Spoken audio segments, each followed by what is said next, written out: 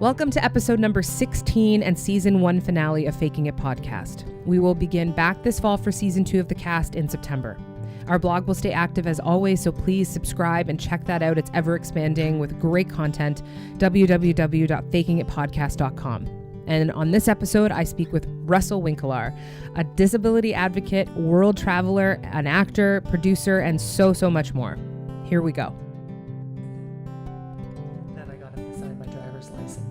Oh, wow. It was about to expire soon. Oh, what a great idea. And so I love that. Got an expired driver's license with the Fonz's signature on it. Way to go. That's amazing. Yeah. Which Comic-Con was that at? Was that Toronto? Or? Yeah, it was here. It was Fan Expo, I guess. And Fan Expo. I just call them all the same thing. Yeah, they are. I'm not a nerd. Not every day, anyways. Not every day. Some days. I sort of float between social circles, I guess. What are your social circles that you float between? Oh, all of them. The artist crowd, the jock crowd, the nerd crowd, the outcast crowd. Lots of different things. All of them, yeah. Nice. So far, not the homeless crowd, but, hopefully. Maybe in between owning homes, right? For a couple days in between there, you might not necessarily have access yet. I shouldn't even say that because the outcast homeless people are often drawn to me because they feel safe to talk to me. Really? Why do you think that is? Well, I think I'm at their level as far as they see me using a wheelchair, and I think they equate that to hardship, and it can be, and I don't think it's anywhere near the hardship they suffer, or they endure, I should say. But I think that, on a lot of levels, we're at the same station in life. So, yeah, things got deep all of a sudden. That's all right. Ebbs and flows. Hey, everybody. I'm a T6 paraplegic. I have been since I was 4 years old. But,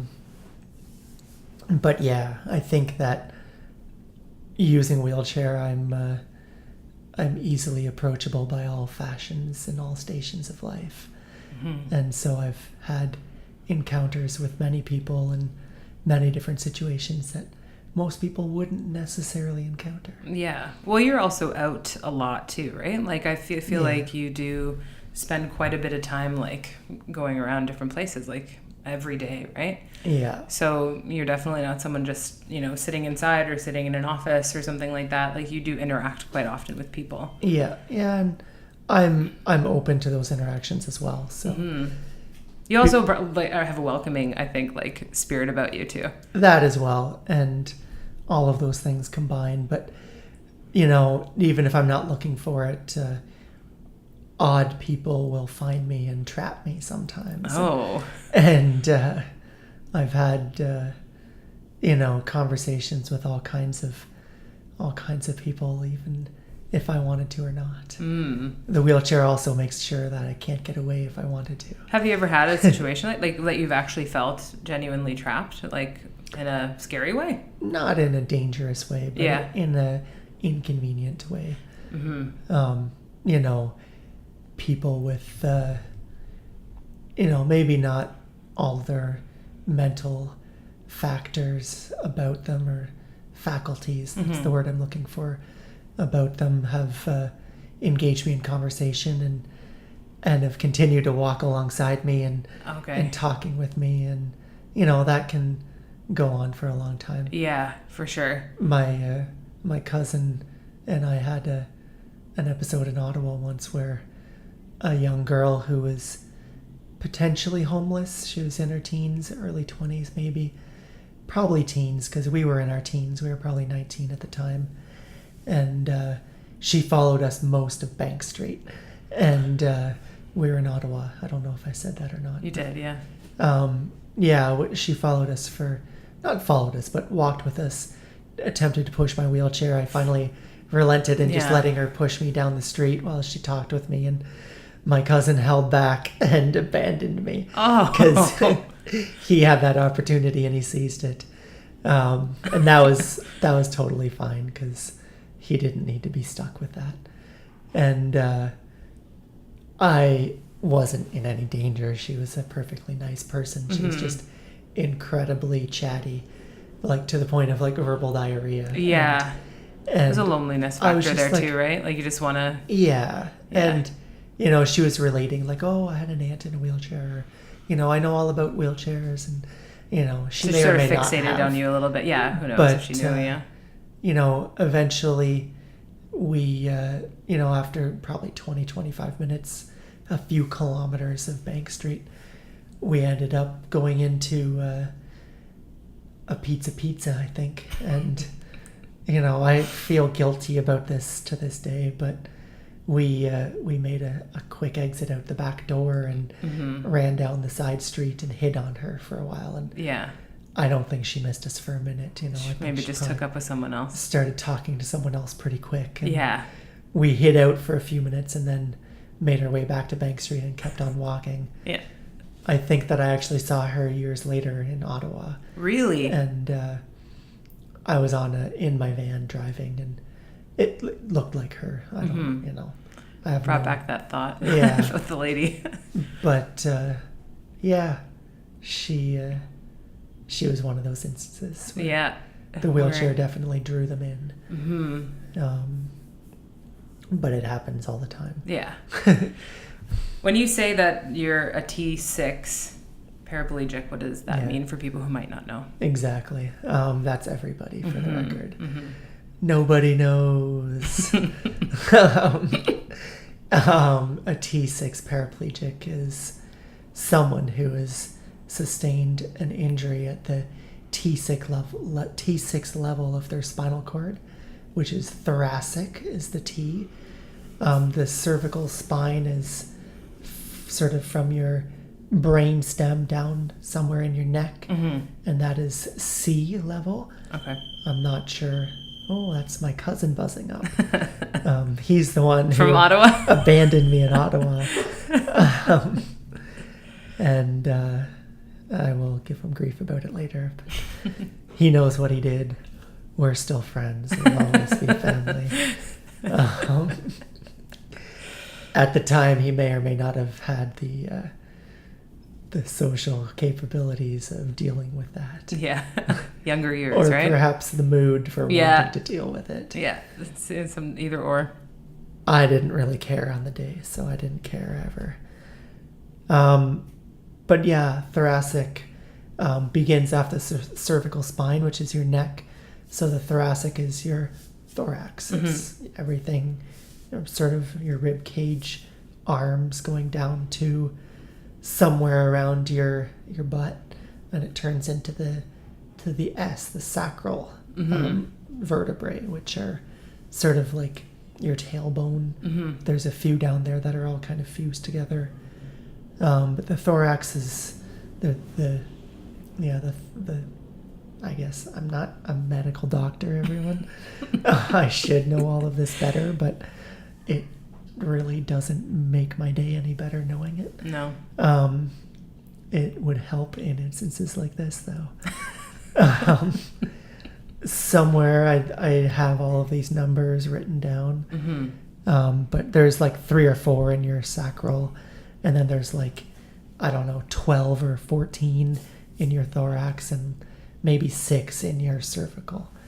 And I had my injury somewhere around the 6th vertebrae down from my neck, I guess. And my spine was snapped completely. And so it's a complete T6 paraplegic is what I would be defined as by doctors. Right. And that just means that I'm basically, for the layman, paralyzed from the armpits down.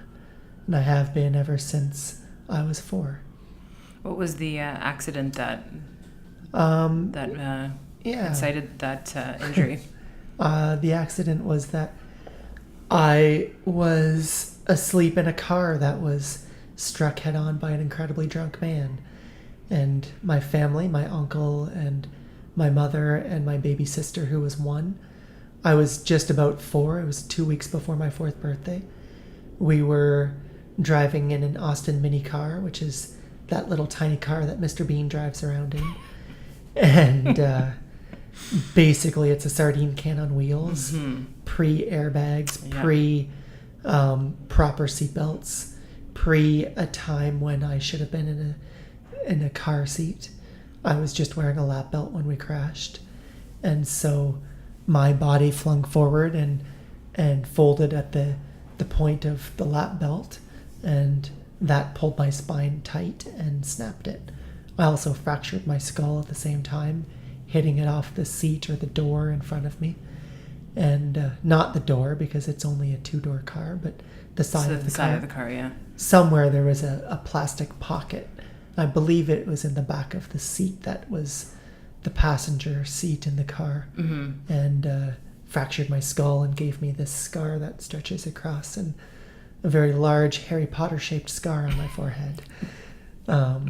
Mine's much more badass looking, perhaps. I totally agree. Not more badass means of getting it, but I'll let the nerds deal with that. You have lots of people writing in. Yes.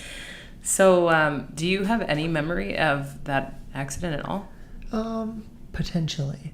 Potentially. I don't... Not sure if it's like... Yeah, I don't know if it's fabricated memory or if it's real memory.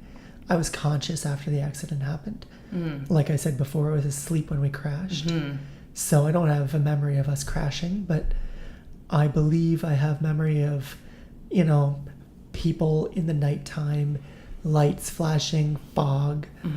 I don't really have memory of the ride to the hospital and then the ride to the Toronto hospital after that, because we were in Lindsay when we crashed. So. Right, so it's a rural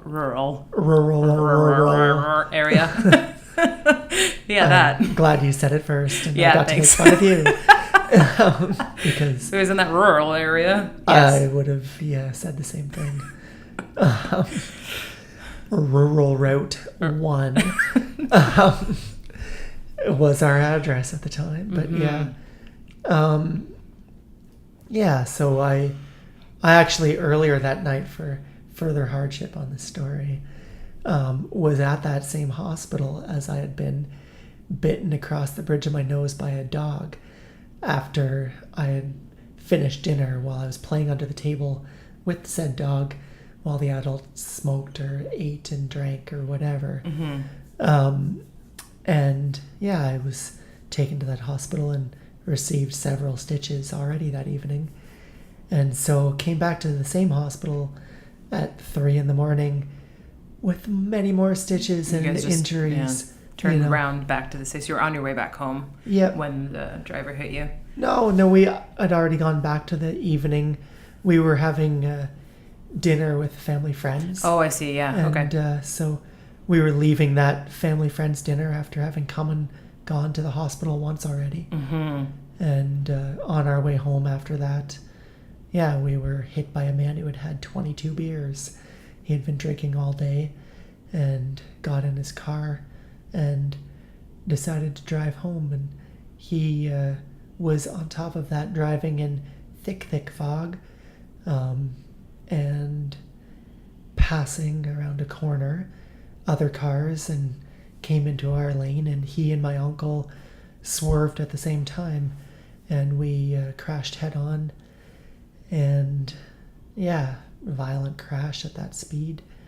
My uncle and the driver of the other car died immediately. My mother sustained a lot of injuries to herself, broke and shattered many bones in her body. And my sister, in her car seat, still managed to break both legs. And I myself fractured my skull and snapped my spine. Which to this day are the only things I've broken on my body. Really? Potentially a broken toe. I've never actually x-rayed them. I have hit them once or twice. Could be broken, But, those are the only 2 things I've ever broken, so... Well... as far as your initial question, memories, I have memory of the hospital, my father visiting me not visiting me. He came every day. My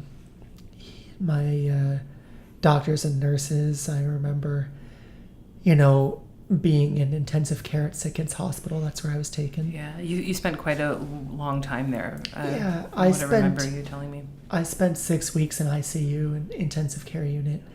And, my father was told the gambit of he's not going to live to he might live a little while to maybe he'll live past the age of 8 to, Like at that point, they just should at that point, he stopped things. caring what Yeah, they like said. fucking shut up. And Yeah. But it's 1986. Yeah. This was a different time. Different code of ethics, perhaps, or yes, code of conduct. Absolutely.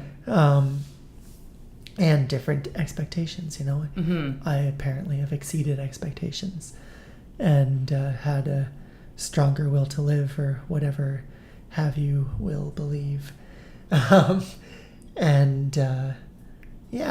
I remember, in that hospital, I remember moving to the rehab hospital, which at that time was called Hugh McMillan Rehabilitation Hospital. And I believe... How long were you there for? I was there at least until the following spring. I think I was there for 9 months. The timeline's not in my brain. Yeah. Across the way, there is a cat playing on a cat toy. Oh, yeah. Hey, cat. And looking out our balcony here. Spying on us. And, and I did my junior kindergarten year there. So there's an entire school that... was that at Sick Kids? Yeah, no, it was at Hugh McMillan. But at Hugh McMillan, yeah. So there's that a whole... was up sort of at Eglinton, at Bayview and Eglinton. Oh, okay, yeah. So do you remember like how many people were in your class? It was like a bunch of children, obviously going through rehabilitation and. Yeah. There was a few. I remember their names still. There was Julie Chung and Sean and Julia Monk, Heather. Did you keep in touch with them at all? No, I haven't. Yeah, I just remember them. I know that Julia Monk is around town, and she's done some advocacy for the disability community. Okay. I did have intentions of getting in touch with her and seeing if she had any similar memories of horsing around in grade 1. Junior kindergarten. Yeah. But I haven't yet, so if you're listening, Julia, we should get together. I have old pictures of you from my father, and they're hilarious. But yeah, I remember lots from that time. My dad and my family visiting me and having lots of fun with the doctors and nurses. And 2 weeks after my hospital, when I got to the hospital, my birthday happened. I turned 4, and I have memories of that. A birthday in the hospital? It's probably my first, charitable memory. Yeah. I think I probably remember waking up with a tracheotomy in my neck, which is a tube that goes down into your lungs and helps you breathe. Would that have been just an emergency procedure that they would have done very quickly after sort of your rescue? Immediately after. I wasn't able to breathe through my mouth, and so I think they made the incision in my neck and put that down in there, and I don't know, maybe hooked up tubes. We wouldn't. I have no idea where the tubes are all going, but they were all going into me somewhere. Yeah. And eventually I was taken off ventilators, and I had that still there. And my dad, when he was with me in the hospital, would have had to sometimes stick a vacuum down in there to suck out mucus because I was literally turning blue. Those so he's helping you with the process. Yeah. And so I remember all that stuff. I remember them having to change it and clean it and put it back in, and those are the bad memories. And most of my memories are fun because I was 4 and I was just playing games. And like I was about to say, I remember my 4th birthday, and I was given by the doctors and nurses a Skeletor doll. And, odd choice. I think whatever, He-Man would have been more maybe appropriate, yeah. They chose to give me Skeletor, so that's cool. Yeah. In retrospect, way cooler. I wish I still had it. I lost it along the way. But yeah, I remember the hospital. I remember sitting outside on University with popsicles and hanging out with my nurse and dad and, getting some sun. And I remember going around the hallways, and I remember going to Hugh McMillan and getting my first wheelchair. Yeah, I was just going to ask if you remembered, the process of that. Yeah. Because it would be like, do you remember finding like your strength again, like feeling better eventually to be able to go and to do that? I think very quickly after I was in the clear, my head healed. Mm-hmm. I think I was pretty okay after that. Yeah. And so very quickly I was back to my physical self. I'd already been a crazy 3-year-old, 4-year-old. I can imagine. I believe I was running at a year old. At 9 months I was walking. And I was found climbing onto the kitchen table in the middle of the night, reaching for chandeliers. To swing from, no less, I'm sure. Having already climbed out of my crib. Yeah. You and I would have been really good friends. And so, as we are now. I would have been hanging off the chandelier with you. And so, what my mom tells stories of me like being halfway across the field after her looking the other way for a minute, right. know. And I was always running around. And my cousin says that, he was a few years older than me, and he had trouble keeping up with me, and I was a crazy kid just running around like crazy. And surprise, surprise, everyone, that doesn't change even if you're in a wheelchair. That's right. I was just about to ask you, I'd like to tell everything athletic that you still are involved with, which we'll get into. But to my friend Dan Harvey out there, I apologize every time I say I'm in a wheelchair. I'm using a wheelchair. Yes. Political correctness. I'm getting better at using it. But yeah, I remember getting my wheelchair and hopping in it and learning how to push it, and very quickly, wanting to do wheelies and wanting to go faster and wanting to go there and wanting to go over there and wanting to wheel across the grass and up the ramps and down the ramps and whatever, know. And my dad was good and encouraged me to do all that. So, I remember going up and down the hallways and running around, and probably the most adorable thing I've ever said on tape or video or anything is later on, maybe November that year. My accident happened in March. So like 8 or 9 months after my accident, Rick Hansen came through the hospital, and I had the fortune of meeting him. And that evening, the national CBC with Kevin Mansbridge. Peter, sorry. Yeah. Peter Mansbridge. Not him back then. I don't know. Maybe it was, but it wasn't him interviewing me, that's for sure. It was somebody else. Some guy with crazy curly hair and a really thick tweed padded shoulders jacket. But he interviewed me, and I am on record as saying, you should see me going through the hallways on the way to school, because I can go even faster than Rick Hansen can. And I was cocky at that age and probably believed that I was faster than him, because he probably let me win in a race down the hallway because he's a nice man.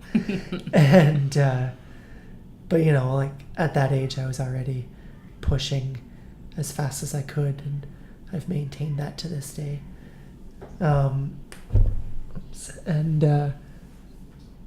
I I remember meeting him, and he was this person who had almost wheeled all the way around the world, and that was an early role model for me. And I never stopped believing that, I'd be able to do whatever I wanted to, because, that guy wheeled around the world, so obviously anything I wanted to do was possible. And, my dad was an encouraging force in my day-to-day life. Once I got home, I grew up on a farm, and it certainly wasn't accessible, but he let me find my boundaries and see what I was capable of doing, and let me get stuck and let me get unstuck. Yeah, that's one of my favorite stories that you've told me before, that just that you went back after living in a hospital to a rural area and you still, ventured out into, whatever property you had, and you had to figure out, if your chair got stuck, how to get out of that situation. I love that sort of adventure, because it's probably taught so much, and how to control what you have and everything. Yeah, and I learned, very quickly how to get from the ground into my wheelchair, and how to, push through grass and push through gravel and potholes, and I'm not saying I didn't get stuck, because I did, but I got stronger and I got better, and I got to learn where not to go, and what would happen if I did do that. Right, yeah. My dad let me realize those consequences sometimes. And how so? What would he do? Well, he would leave me there. He knew I wasn't gonna get hurt. Yeah, and, a calculated lesson. Yeah, and so he would leave me there to cry or be frustrated or struggle until I got out. Or, if he knew I wasn't going to be able to get out, he would give me a push. And, lots of times he would just push me as fast as he could run down the laneway too. And that was fun. And, he would put me on toboggans and pull me behind the snowmobile. And he would go down big giant hills with me in my toboggan or whatever. And I wasn't treated any differently. And so I never really felt all that different in a lot of respect, aside from obvious, aspects of my life. Yeah. But when it got to be, the regular classroom in Lindsay, Ontario at St. Mary's, I was in there with everyone else, and I was doing the same things everyone else was. Yeah. Whereas, unfortunately, other friends that I have that have disabilities didn't have that experience, and they were treated very differently, and they were excluded, and they were, taught to be different, Yeah. Do you think that largely comes from the mentality maybe of the family, or sort of what because I think if you put out, if you're showing your children that you don't think that you think they can achieve anything, then likely they'll take on what you're putting out to them. So do you think that maybe comes from either a culture of, making sure that we're trying to protect them from something, or do they feel that way? It's a lot of different things. I mean, nurture is one of those things. My dad never held back on standing up for me. And so if he saw that I was being treated differently, he definitely gave people a lesson in, no way, Yeah. And you observed this. This wasn't like you would see him react that way? No, he would, maybe I would, but he would tell me that, that I wasn't different, and if I was being treated differently, to talk to him, or, I would want to, do things. And maybe if a teacher at school on the first attempt said I couldn't do it, and I was frustrated by that, I would tell my dad, or I would, report back home, and he would come to the school and teach ways where it could be different. Or, I also, I had good people at the school too, and so I wasn't discriminated against too much. Smaller school, like it was a tinier population. Pretty small, probably a couple hundred people. Right. Yeah. And same kids through like middle school to high school? Like, did you stay with the same group? I had the same class all the way from senior kindergarten all the way through the end of grade 6. Then I moved. But yeah, it would have been the same kids all the way through the end of high school for sure. Oh, okay. So everybody just gets, like, as children would have just connected, and that was pretty much it. Very quickly. Yeah. They learned that I could do all the same things, and right around grade 5, when kids turned into assholes, I was treated differently again. Yeah. But I stood up for myself, and I fought back against that bullshit. Yeah.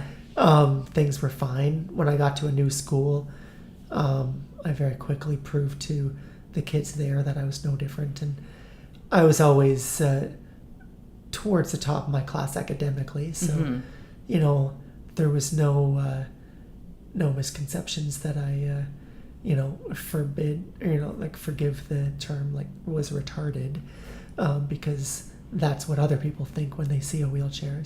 That person is dumb. Right. And, I proved to people that it had no mental deficiencies. And I also, proved to them that I wouldn't put up with that kind of thing either.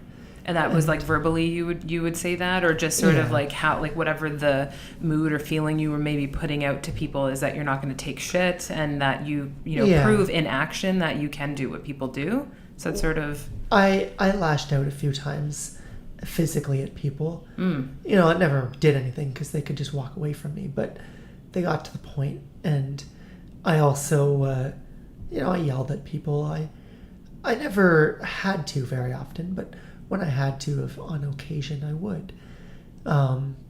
And, because I was always a well-liked student in the class, and I had friends and allies, when new teachers came through, substitute teachers, whatever, one day in grade 7 or 8, I was at the back of the class and the teacher was at the front, and they didn't know any better, and they sternly asked me to stand up for the national anthem because I wasn't. And, Chelsea next to me, like, got her bitch face on. It's like, excuse me, he's in a wheelchair. He can't actually stand. And, I had people do that for me, and I didn't often have to do that for myself. And when I needed extra help, I had a very good TA that would help me.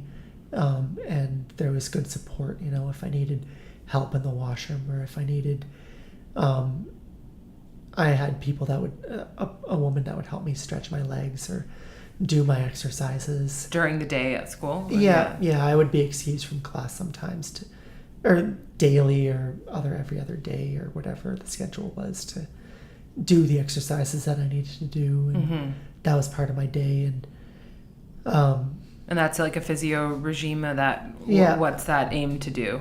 At the time, it was just aimed to maintain the elasticity in my muscles, to keep my legs from atrophying, my muscles from atrophying. And I had a standing brace. I would exercise with that. I would get in it and go up and down the hall for 20 minutes and then go right back to class. And the same person would help me do my catheter, or help me change my clothes if I had incontinence issues.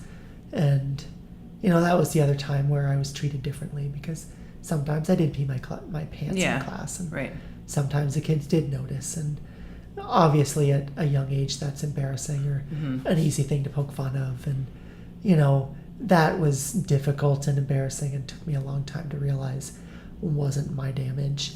That was their damage. And, it was well into my 20s before I was confident with that, just because societal pressures. Absolutely, and whatever, confidence comes slowly at times. Yes, and often not equally in all the same areas. Exactly. Just confident in this way, not so confident in this way. Yeah. So fucking uneven.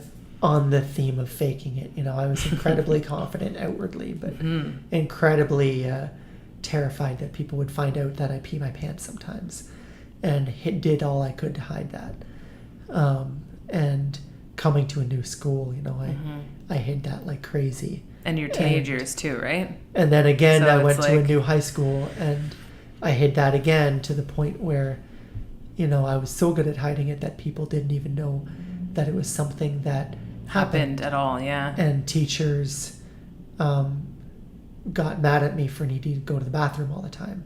And so then I explained to them, you know, well, I actually can't control this, and blah, blah, blah. I'm like, whoa, I'm sorry, you know, you were so able that I didn't know. Yeah, it just comes from a place of ignorance for people to just be like, and assuming. You know, over those high school years in my early 20s, and even to this day, I've realized the scope of people's ignorance.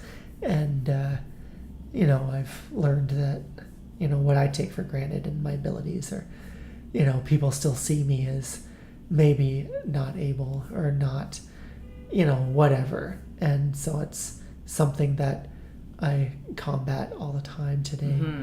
And I'm better at it, and better at addressing it, and better at, you know, not caring about telling perfect strangers on the internet that I pee my pants sometimes. Because, you know, I can't help that, and that's not who I am. And it doesn't make up my personality. That is just a fact of my life, much as is the fact that everyone else has their own problems in life. And mine are just different, and no easier or more difficult than yours or someone else's. So yeah, I don't know where we're at right now. Well, we got up to high school. So what kind of happened after high school? Oh, high school is a whole mess. High school's a mess? Why is high school a mess? Not a mess, but it was, you know, on the... Emotionally volatile? Yeah. Something like that. As it goes for everybody. Who am I? And questions everyone has to answer.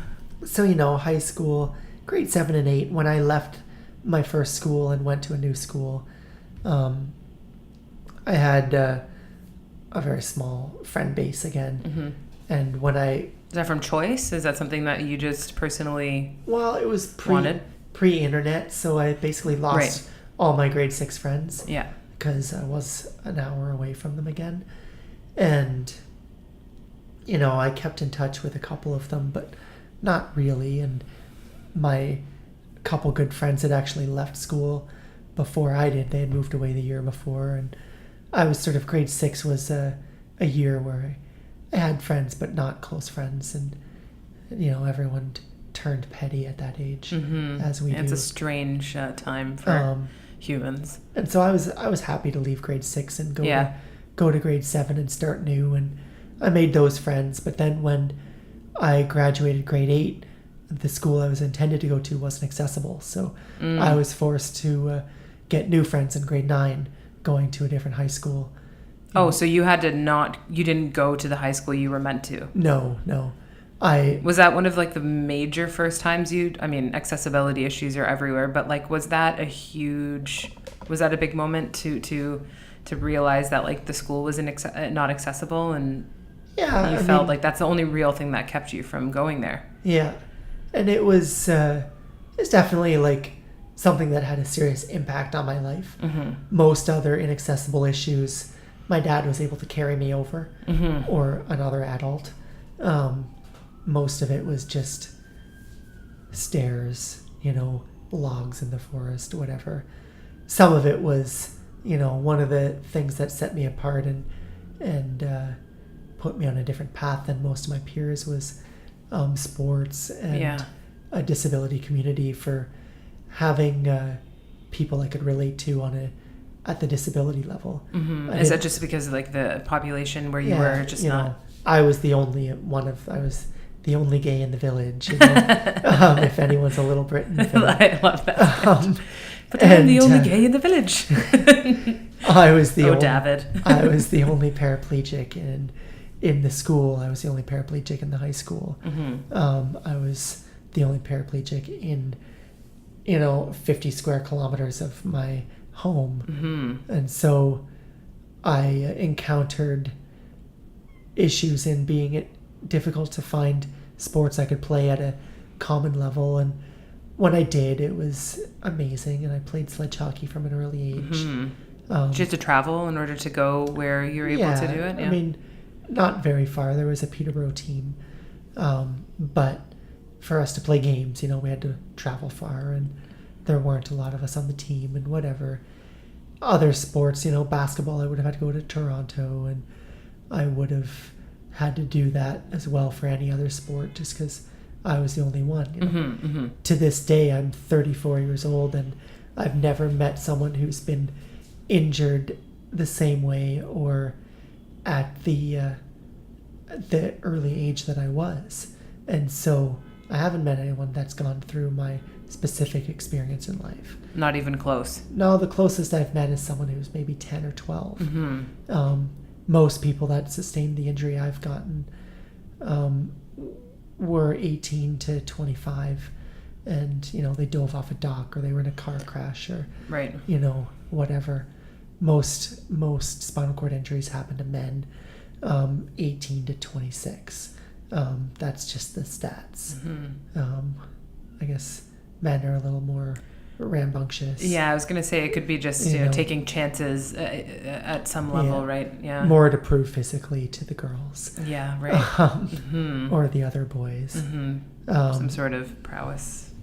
And so, for me, I was almost my injury from birth. I have memory before the accident, but for all intents and purposes, it was from birth. Basically, like I learned everything once. I didn't have a huge sense of loss that someone was 18 or 20 that went through that huge readjustment phase. Like, my readjustment phase was like, I woke up and I'm like, oh, you're going to be in a wheelchair now. Like, what's a wheelchair? Like, oh, that looks like fun. What's a wheelchair, right? And, you wouldn't really have any sort of like a reference point at that, And so, I'd only been walking for 2.5, 3 years. I had a tricycle, I'd skinned my knee, but I didn't have that sense of loss. I wasn't losing my sports abilities or my dance abilities. You still had all of that to gain, right? Yeah, it's exactly. It's still upcoming. I learned all that once. Yeah. And right. I will lose it later in life again, and that'll be my adjustment, but it'll come earlier, but it's the same adjustment that everyone goes through. Everybody will, yeah. Because everyone gets to be disabled before they die. Yeah. And quite the truth. Mine just came earlier, and my abilities will fade as age encroaches. Old age, rather. And so, high school, I was perfectly confident in all my physical abilities. I wasn't confident in my societal abilities and the bathrooming stuff, the dating scene. Dating was my next question. That was the big high school difference, faking it aspect of my life, where, I was well liked, I was smart, I was, in my opinion, attractive, and in the rumor mill, cute. But somebody wrote in a yearbook somewhere, something. But I never felt the confidence to, ask girls out, because I didn't know what they would think about me as a boy in a wheelchair, and I was afraid of that, and it took a lot of courage for me to even ask a few girls out that I did. I asked 2 girls out, both times in letter form, because I was way too shy to do it in person. And both times I was turned down because they were seeing other people, and I didn't know that. So, that rejection and the amount of courage it took me to get even that far. And I was like, come on, why is no one asking me out? I had that, I was like, I knew a couple girls that liked me.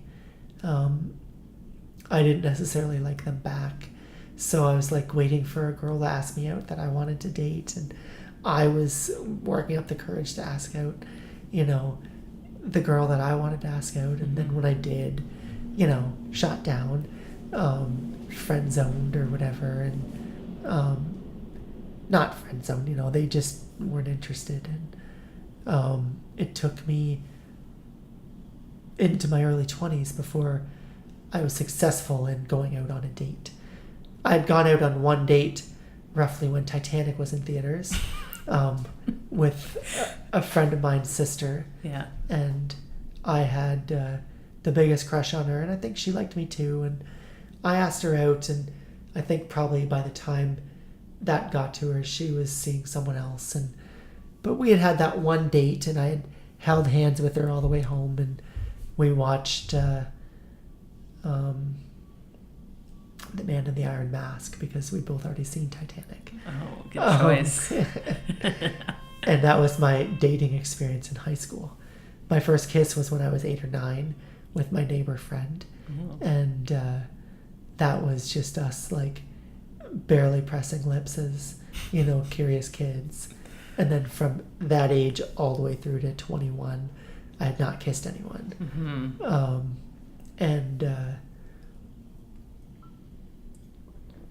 So, you know, by that age, I was ready for dating. I was ready for sex. I was ready for relationships. Mm-hmm. It all came very quickly. Yeah. I jumped right into the deep end. But again, with my physiology and with no real role models to ask questions about or to have examples of, I was figuring it out as I went along. And I do have an aunt who's a paraplegic. An aunt who has paraplegia. Mm-hmm. And she was an example as far as I knew all of that was possible, but her being an older woman than myself and, you know, being my aunt, I didn't want to talk to her about sex so much. Yeah. I do now, but then I didn't. Not a topic as an 18-year-old you're going to call up and you know, I was always aware that I was going to have to figure it out on my own, and I paid attention to, you know, where my strengths would lie and where, you know, the other boys were failing, that I could succeed. And turns out all I had to do was listen. So, imagine that. I developed those skills, and quickly, you know, once I started dating, I jumped right in, and that was a lot of learning along the way as far as sex goes, physically having sex and all of that. I've still learning how to do all that, really. And that kind of confidence came to me probably, you know, in my mid-20s. At that age, I had had a couple of longer relationships, and I realized, you know, where I had been compromising because of my lack of confidence. And where did you feel like you were compromising? Well, I compromised on who I was dating, and just that I maybe thought that was as good as it gets. I see. And so I was worried about, maybe not worried about being alone, but thinking that, you know, because of XYZ, I needed to concede ABC or whatever, you know. And you're making concessions for something that you just felt? You know, I felt like maybe because, you know, and I cringe at saying all this now, but like maybe because I was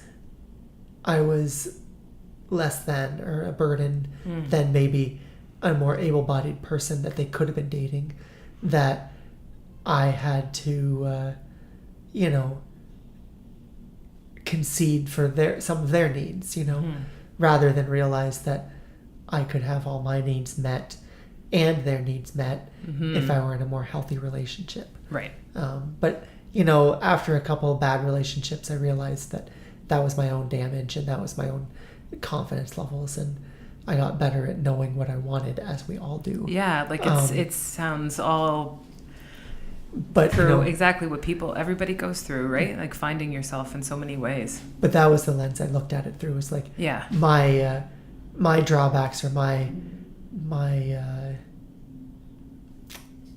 deal breakers for someone else that I put on these other people. I don't not even so say just projecting onto them that this other is people. Was like, oh, they're gonna feel this way. They're gonna think this of me or something. I'm already causing them stress, so I can whatever. Yeah. And it took me a while to realize that was horseshit. Right. Yeah. It's a lot of fear, but And so my last couple of relationships, I've been much better at that. And, feels good to be a bit honest, right? Yeah. With everything. Of course, and that's something that I've learned along the way too, is honesty with the other person, but also honesty with yourself. Mm-hmm. And that was, something that has brought me to where I am now. Mm-hmm. How do you feel now when you say that you cringe at some things that you look back on, and do you feel healthy? Do you when you think about? Yeah, no, I'm even in my previous relationship, I felt like 99% healthy. Mm. But well, I don't know percentages. Yeah. Incredibly healthy. But we had some compatibility issues that were beyond confidence or whatever. Right. Other shit that happens in relationships. And so for the last few years I've felt that way. My confidence really came through the onset of online dating becoming a thing. Did you kind of jump on that like very early? Like, was that something that you were into? I jumped on it like way back in the day before it even existed, when it was chat rooms, Yeah. I used those to meet people and to weed out assholes that were going to think less of a wheelchair. Mm-hmm. So, as online dating got to be more efficient, I used it as a tool to just put it all out there. At first, I didn't put it all out there. I used it still to find people, but to hide my wheelchair and trick them, or to deceive them and meet them as I feel, rather not as I'm seen. So you would then put a profile photo up, for example, that didn't show your chair. Didn't show my chair. Right. And then you would speak to them and then eventually kind of expose it, or? Yeah. I very quickly realized that was lying and that was stupid, and didn't really get a lot of results probably that you expected, or? I just realized that it was, hiding myself. And that the benefit of online dating is that if you don't hide yourself, all the people that aren't interested aren't going to talk to you and waste your time. Yeah. And so then I found people that were cool, and it became a very easy way to date. And so I met, from chat rooms to Facebook, I met someone there, to Plenty of Fish, to OkCupid, to, I guess that's the last venue that I met someone on. And I put myself out there more and more honestly, and I got better and better results. And so that's, what I've been doing in life as well, is just being more and more open and honest, and something I think everyone could do. And if we all did, it would be a better world. Totally. Duh. Such an odd concept. And so yeah, my confidence levels are at, constantly an all-time high, which is good to be able to say. Do you think that has to do with, like, you have a very full life in terms of, I feel from like an outsider or whatever, looking at what you get involved with in terms of like art and sports, like you said, you kind of fit into all these different communities at different times. Do you feel like that, since you're a busy person that way, that like your confidence sort of gets better or got better since you have so many communities? Well, I think backs up to,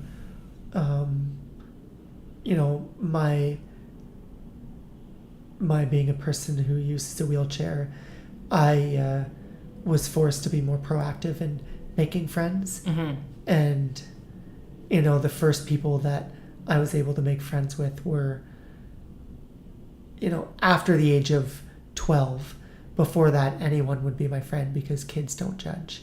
And when we all understand judgment and how to use it, it got to be where I had to put myself out there and meet or talk to people, and the people that I was able to talk to or in the beginning were less confident, like I might have been as well.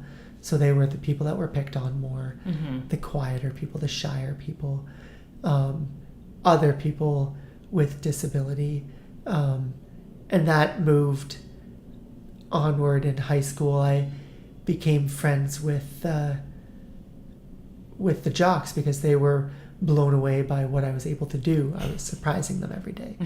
And I became friends with the skaters because they were on the fringe and they were different and they understood that feeling. And the quiet people because, they would talk because I wasn't threatening.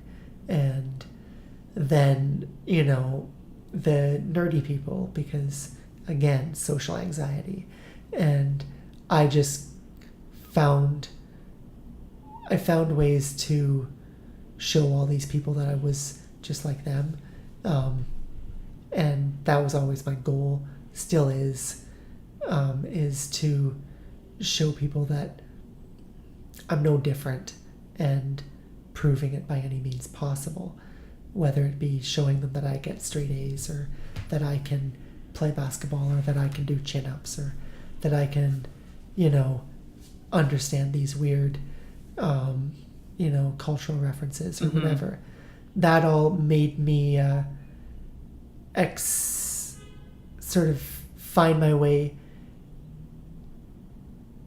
Yeah, I guess because most people are still afraid of the chair, that I had to tap all of these different areas to cultivate the same amount of friends other people had naturally. Okay. And that sort of made me more able to talk and to listen and to be better at putting myself out there on a day-to-day level and being open to people.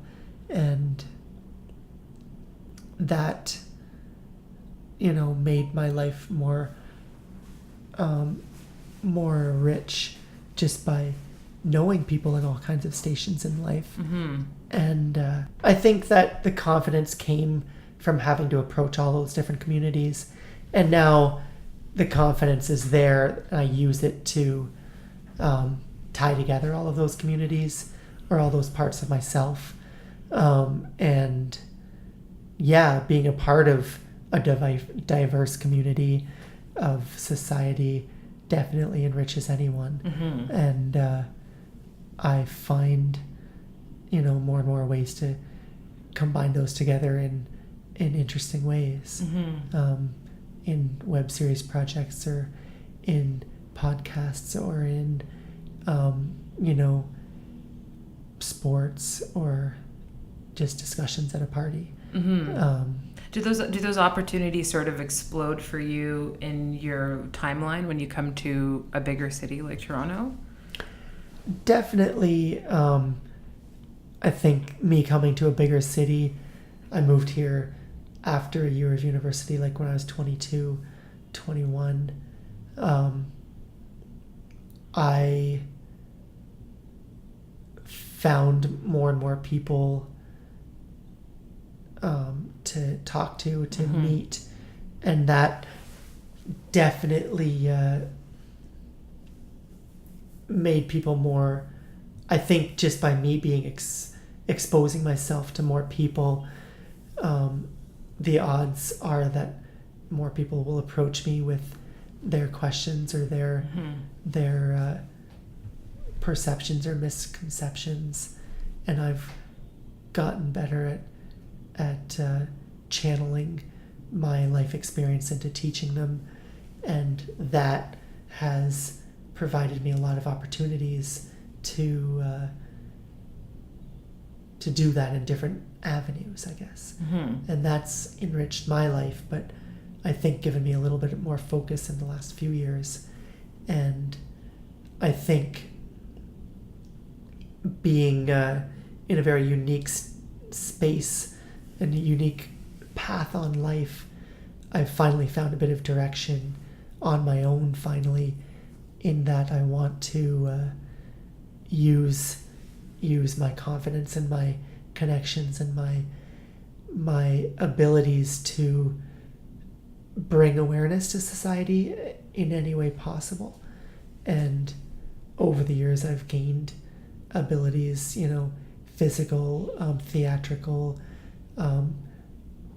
public speaking ability, and then like political ability as well to fight and to stand up more for my discriminations.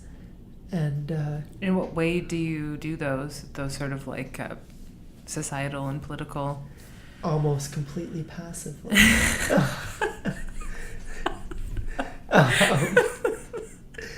Only when it's put in front of me, to be honest. Mm-hmm. I have friends that are doing incredible initiatives. Yourself, Mayan, Ziv, who's got an app that maps accessible and non-accessible places on the planet. Mm-hmm. And so cool. She's doing great with that too. Like it was a Ryerson initiative, right? Like there was a whole. It started after she graduated Ryerson with their, I don't know what the building's called, but they've got like a kind of like an offshoot of their schooling that's kind of like a think tank or a collective. Yes, right, yeah. Yeah, it's a really cool app, and it just shows everything from subways to businesses, basically, that are accessible. Restaurants, places in the city that are accessible, and to the degree that they're accessible. Right, exactly, because the entrance can be, and then there may not be a washroom. So, a huge thing that people don't think about, that the place isn't accessible, but the patio is. Right, yeah. Or, it's a place that has a STOPGAP ramp, which is another friend of mine. STOPGAP, yeah. Who is named Luke Anderson, and he is a man who uses a power chair to get around. Mm-hmm. And he is also an engineer, and he saw that his day-to-day life could be a lot better if all the places that have one or two steps to get in had a ramp. Mm-hmm. He could get into them, and he could participate in those spaces. And so he started the not-for-profit sort of foundation that did fundraising and offered free ramps to these places so that they could make themselves accessible. And he's started a dialogue with the city and with the country and the world, and that universal design is easy and beneficial to society and isn't a detraction. It only helps. Stats are there showing that if disabled people are able to participate in society will be better for it. Absolutely. Whether we're able to work, whether we're able to spend money at the stores that aren't accessible.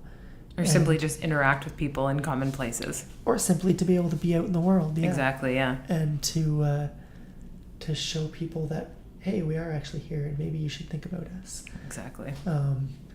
And, I've done a little bit of advocacy through theater, because a huge medium that we're not represented in is television, movies, and media in general. So I think that if we're seen in a day-to-day activity like television, the dialogue gets ramped up even further. And that's something that, my confidence, my public speaking and all of that has brought me towards. And I'm trying that out. I've done a play, and I've done a couple web series. Yeah, Judith Thompson, a big Canadian playwright and director. I stumbled into a humongous opportunity with Yeah, her. what was that like, actually, if you want to tell the origin stories of yourself and Born in the cast? Well, the way I came to Born, which was the name of the play, Born with an E at the end, sort of a weight is born. I came to it after just telling a mutual friend of mine that I was wanted to get into acting, and he knew of this through his workplace at Spinal Cord Injury Ontario, which was the organization that spearheaded this project. And they had gotten in cooperation with Judith Thompson, who's a world-renowned Canadian playwright, director, and she wanted to do a formula, or she had been doing a formula already that sort of was about marginalized or rare people in society telling their day-to-day struggle and experience through life. She had done it with sort of middle-aged women, and she had done it with a whole cast of people with Down syndrome. And she worked with the cast and curated their experiences and her theatrical sort of tools to make a play that just showed people what it's like to go through life with these factors in their day-to-day.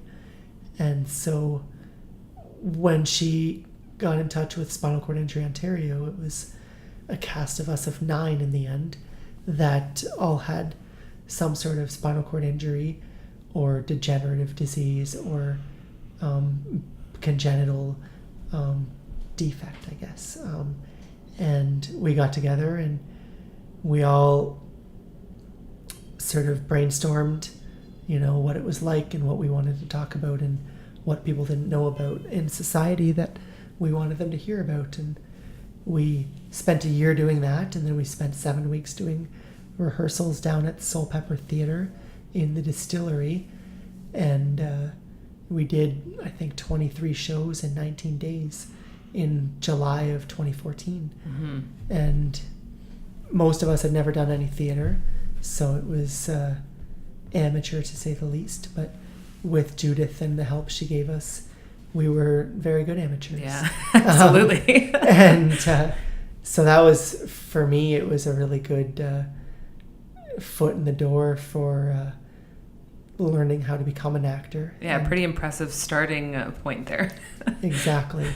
And so, yeah, we did that in 2014 and blew people's minds a bit.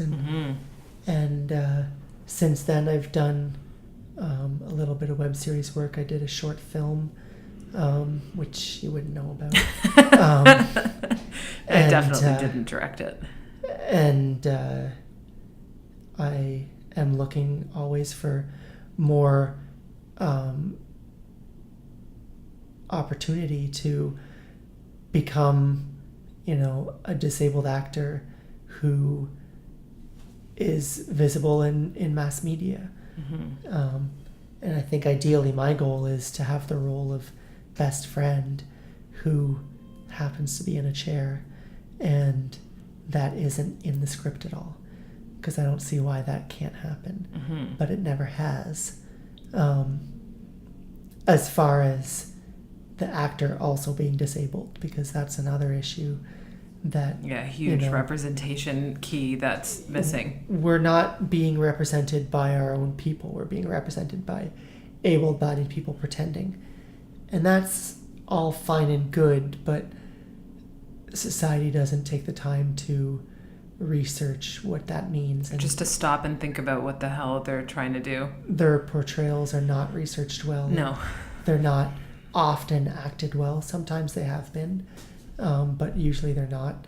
The writers, the directors, and the producers are where the problems really lie, because society just doesn't know what they're doing in misrepresenting myself and my community. And so I'm here to just play a more accurate portrayal of that, and hopefully I get to do that.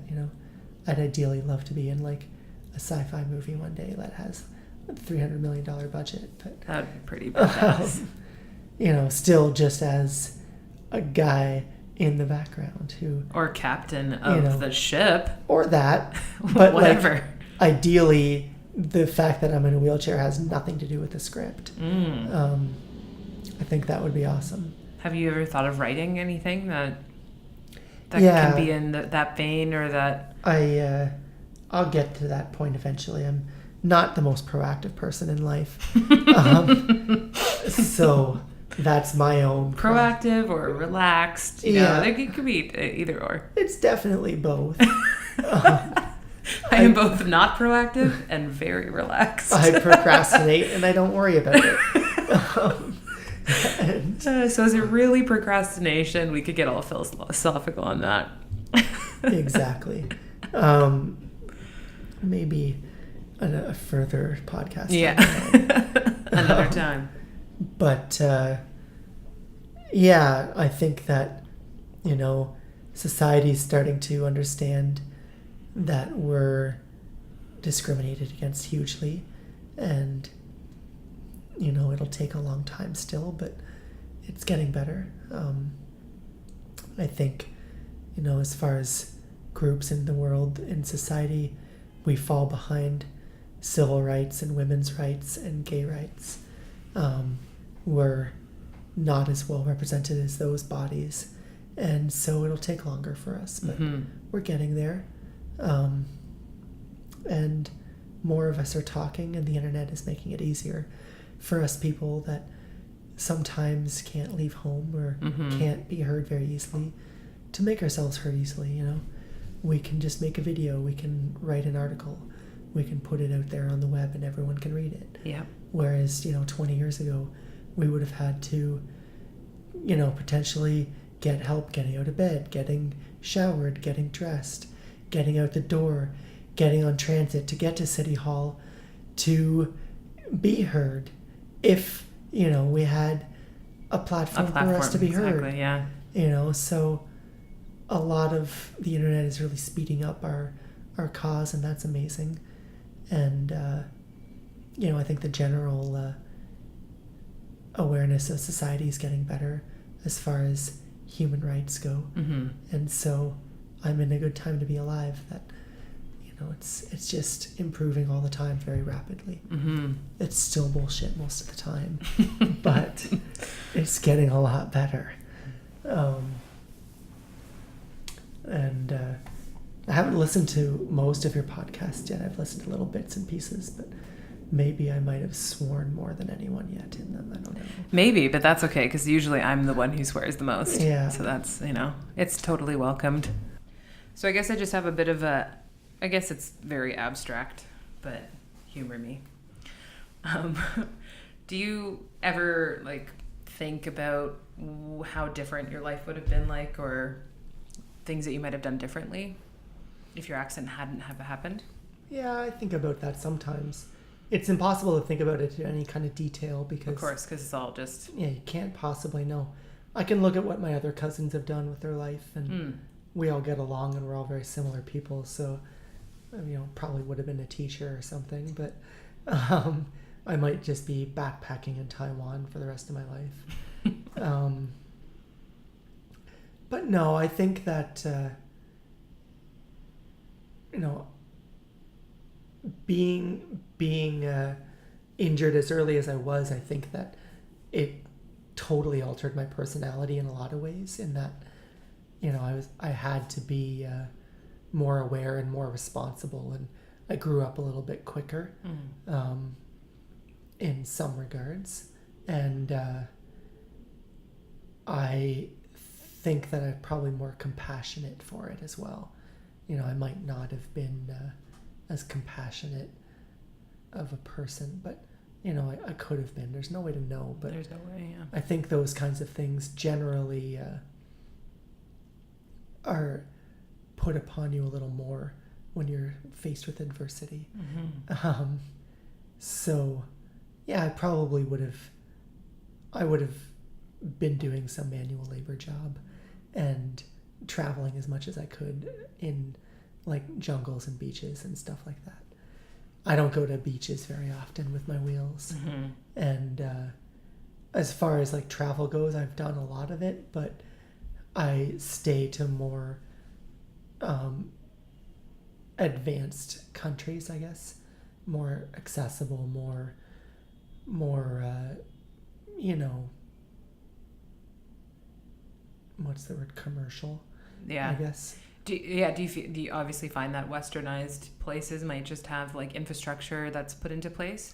Yeah, it's, you know, if I were to choose to go to Europe or to go to South America, you know, I would choose Europe every time, just because I know that they have ways for me to get around, and I know I'm going to have clean running water wherever I go, and I'm going to have, you know, an accessible place, and I'm generally going to be okay. Whereas, you know, if I wanted to go on a typical backpacking trip down in Honduras or in like Belize or Costa Rica or whatever, it would be it'd be a lot more work. I would have to bring a lot more stuff with me, and it would mean less independence.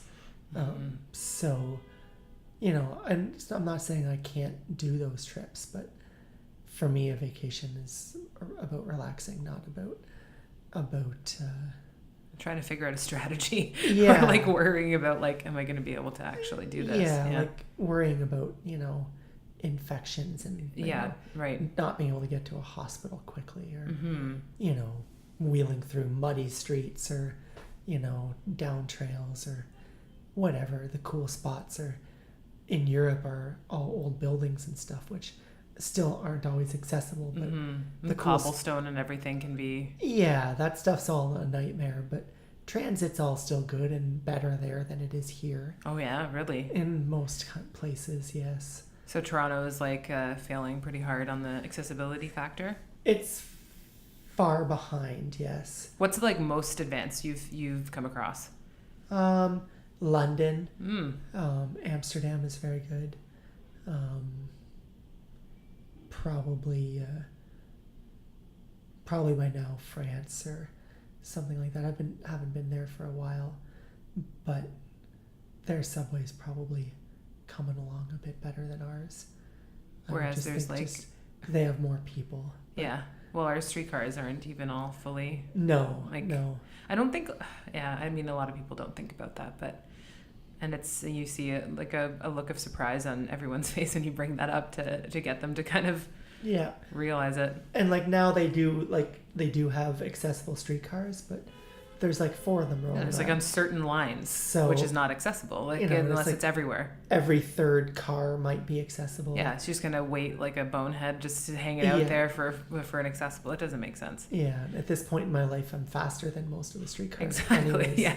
So, you know, I don't use it out of ease. Yeah, and there's everything like there's things like Wheel-Trans, which is just a Band-Aid, but it all gets all messed up in terms of scheduling and showing up, and you have to know, you can't go on a whim either, because you have to pre-book it 24 hours ahead of time. You have to know what you're doing, and you don't have the independence to just do whatever the hell you want when you want. Yeah, except you can do Uber now. Yeah. Oh, do they have an option on there? Yeah. Oh, great. And taxi companies have accessible cabs now. But, you know, those are expensive options. Absolutely, yeah. And so, taking the streetcar, I've done it once. I didn't need to. I just did it because I wanted to get on one of the new streetcars.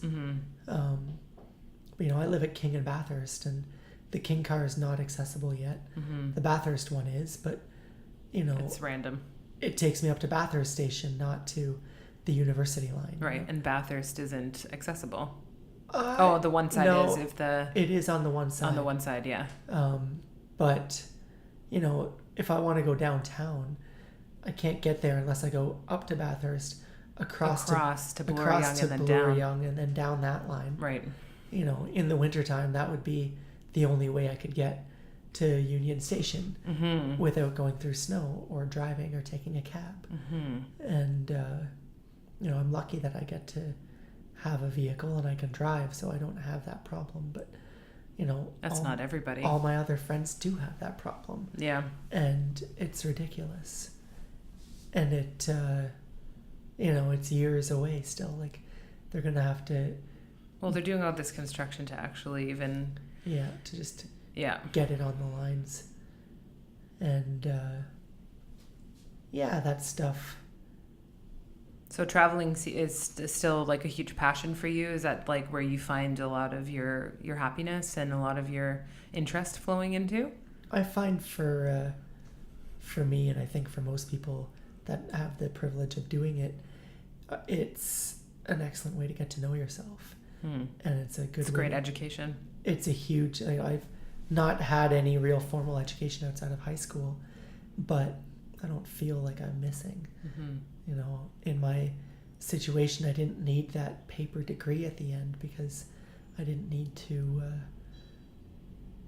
track down a job to sustain my life. And so I've been able to just learn on my own and learn by doing rather than by reading or listening.